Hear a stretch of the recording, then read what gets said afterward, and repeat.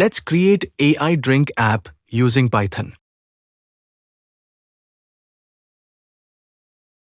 We import Flask for the web framework, NumPy for numerical arrays, and DecisionTreeClassifier as our ML model to recommend the ideal drink based on time, temperature, and mood.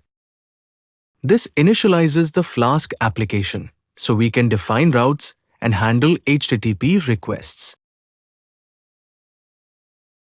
We define training samples where each row contains 3 features: time of day, 0 to 24, temperature in degrees C, and mood. 0 is equal to tired, 1 is equal to relaxed, 2 is equal to energetic, representing different drinking scenarios throughout the day.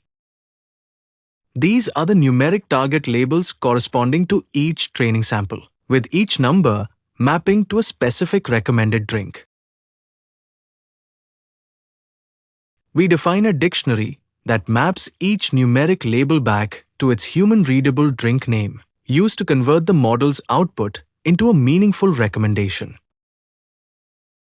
We initialize a decision tree classifier and train it on our dataset so it can recommend the most suitable drink for any combination of time, temperature, and mood.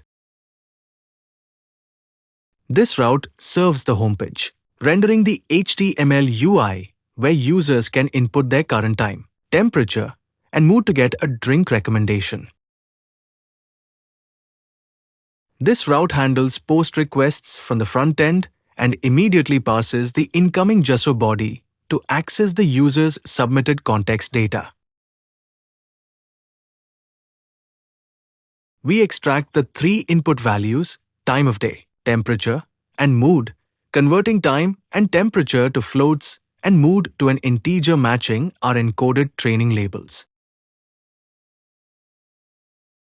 We pass the 3 inputs as a 2D list to the train model, retrieve the numeric prediction, and look it up in our drink_names dictionary to get the actual drink recommendation. We return a JSON response containing the recommended drink name so the front end can display the suggestion to the user.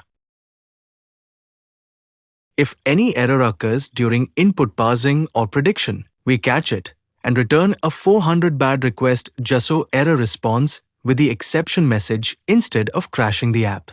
This starts the Flask development server in debug mode, enabling live reloading and detailed error output during development. Now here is our index.html, where I have designed the all-user interface. If you'd like access to this code, just send me a message on our Discord server.